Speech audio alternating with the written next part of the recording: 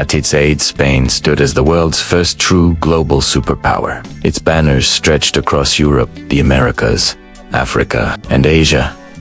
Half the known world had once been granted to the Spanish crown by the decree of a pope.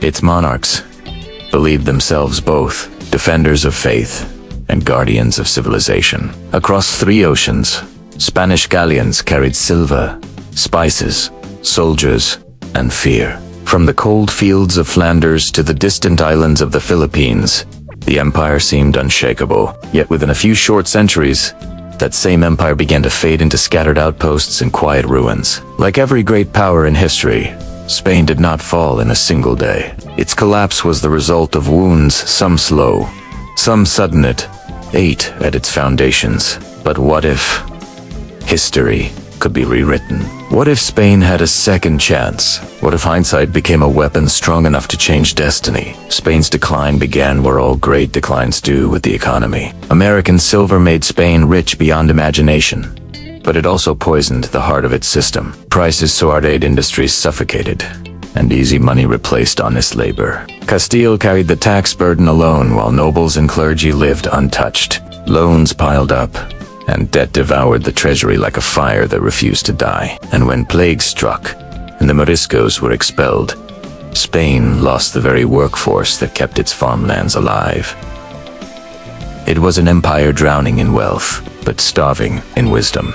Militarily, Spain was unmatched, powerful, disciplined, professional. But the empire's size became its greatest enemy. Too many borders, too many enemies, too many fronts demanding blood, treasure, and time. Armadas sank, armies fractured, rebellions erupted like sparks in dry grass, and geography vast, unforgiving, stretched Spain thinner and thinner. Administration brought its own storm. A patchwork of councils, laws, and privileges slowed decisions to a crawl. Offices were sold, not earned. Corruption became routine. Nobles resisted every attempt at reform. An empire spread across 4 continents was being run by a system that could barely govern itself. Then came the tensions in the Americas. The jewel of the empire, reforms modernized trade but wounded the pride of Creole elites. Locals felt ignored. Resentment grew in silence, and when Spain fell to Napoleon in 1808, that silence broke into open revolt. By the time the crown returned, the cracks had become chasms. Meanwhile, rivals like Britain and France surged ahead.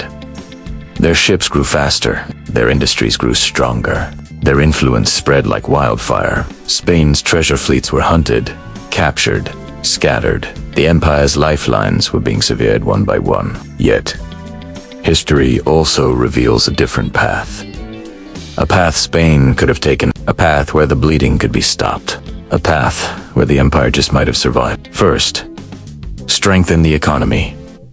Tax fairly, not selectively. Invest bullion into native industry, not foreign luxuries. Protect trade routes, not prestige, and never cast out the people who make the land thrive.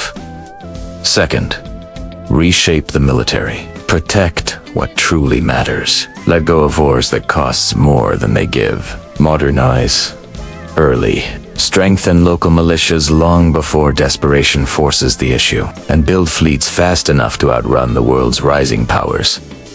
Third, reform administration. End the sale of offices. Place the capable, not the connected, in positions of authority. Simplify councils into bodies that act instead of argue. Give viceroys the autonomy to save their provinces when messages from Madrid arrive months too late. Fourth, treat the Americas as partners, not possessions. Share power, share opportunity. Train local leaders, trust local voices, and let loyalty grow from respect, not fear. Lastly, modernize the Navy before rivals seize the seas. New shipyards, new designs, new drills, stronger convoys. Forward bases that protect the empire's lifeblood before it can be cut. But every one of these changes demands courage. Courage to tax the powerful. Courage to end old privileges. Courage to let go of endless wars. Courage to trust the very people you rule. And courage to learn from enemies instead of despising them. Most empires fail, not because solutions don't exist, but because pride makes them impossible. Spain's story is no different. Reform came late, willful-to-red leadership wavered, and an empire built over centuries crumbled in a handful of decades. But if the clock could turn back, if wisdom had outrun pride, if the right decisions had come at the right time, then Spain's Grey Stallion would not have fallen at the final stretch. Maybe it would have crossed the finish line, still carrying the weight of a world it once ruled.